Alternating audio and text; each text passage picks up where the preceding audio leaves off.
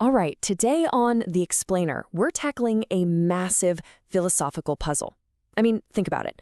How can two people who see the world in completely opposite ways, how can they even start to have a real conversation about what's ultimately true?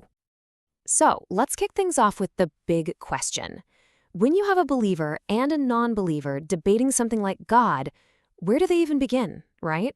Is there some kind of neutral ground, a logical Switzerland, you could say, where they can both stand and just reason it out? Well, there's a term for this, you know? Theologians call this shared starting point the point of contact. It's basically the common ground you need for a real dialogue to even happen.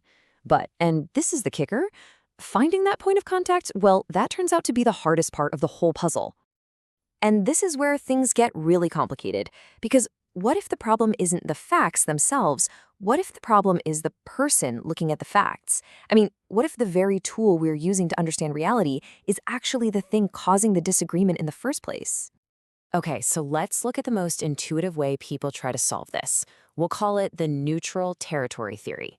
The whole idea here is that our own human reason can be that shared neutral space, that it can act like an impartial judge no matter what you believe.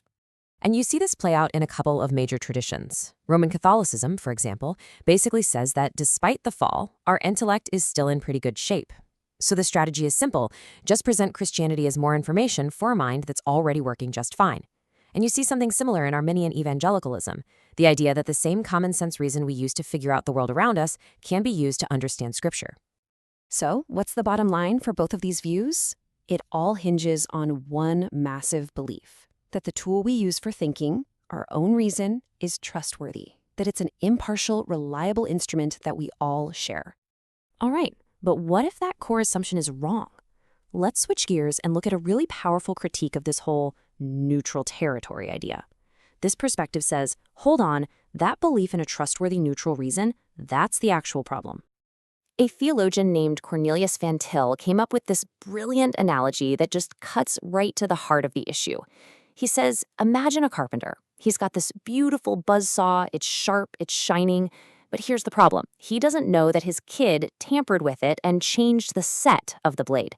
So now, even though the saw is sharp, every single board he cuts comes out crooked. And this analogy just lays it all out, doesn't it? The wood, that's just the facts, that's reality. The saw blade itself, that's our mind, our intellect. It's sharp, it's powerful. But the set of the saw, that's the key. That's our core belief, our fundamental starting point that directs everything else. And if that set is even slightly off, then every single cut, every single interpretation is going to be crooked, every time. So what is this crooked set, according to Van Til? He argues it's one foundational assumption, the non-believer's belief that they are the ultimate reference point for truth, that their own mind, their own autonomy, is the final judge of what's real and what's not. So you see, from this point of view, the problem isn't a lack of information. It's not about piling on more facts. The problem is a broken interpreter.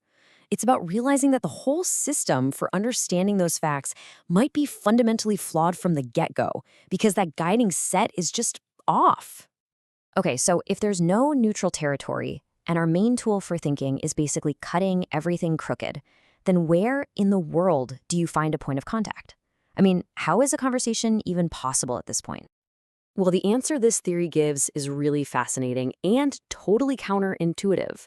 It says the point of contact isn't a neutral space out there somewhere between the two people. No, it's a truth that's already inside every single person, a truth that's being actively suppressed. And this whole idea comes right out of a claim in the book of Romans in the Bible. The argument is that, deep down, everyone already has a knowledge of God. Why? Because the world around us, creation itself, basically screams his existence. It makes his attributes so clear that you just can't escape it.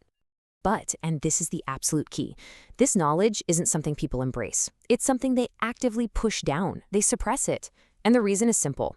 It's a direct threat to their own sense of being in charge, of being the ultimate authority. It challenges their autonomy. This leads us to another great analogy: the doctor and the patient. So picture a patient who goes to the doctor and says, "Hey doc, I think I just have a little cold, nothing serious." Now, a good doctor doesn't just take their word for it. right? They don't just treat the sniffles. They run the real tests and come back with the real diagnosis. Actually, you have a serious internal condition that we need to treat immediately. The doctor's job is to address the root cause, not just the symptom the patient thinks they have. Okay, let's pull all this together. What we're left with are two completely different approaches, two totally contrasting quests for how you even have this conversation. So on one side, you have the common ground quest. Its goal is to find that neutral space. It assumes our reason is a fair judge, and the strategy is to build a bridge of arguments from that shared space over to faith. But on the other side, you've got the presuppositional quest. Its goal is totally different. It wants to show that the other person's starting point isn't neutral at all. It challenges the idea that reason is the ultimate judge, and instead appeals to that suppressed knowledge we were talking about, the knowledge that's already inside them. To put it really simply, using our last analogy, the first approach is like saying, okay, you think you have a cold, let's work with that. It accepts the person's self-diagnosis. The second approach is like the doctor saying, no, I don't think it's a cold, let's find out what's really going on. It challenges the self-diagnosis right from the start. So, when you strip it all away, this entire debate comes down to one fundamental question. Just one. What is the ultimate authority in your system of thought? What's the one thing that gets the final say?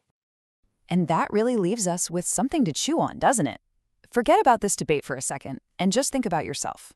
What's your unshakable starting point? What's the one core belief you bring to every argument that you never ever question? In other words, what's the set of your own saw?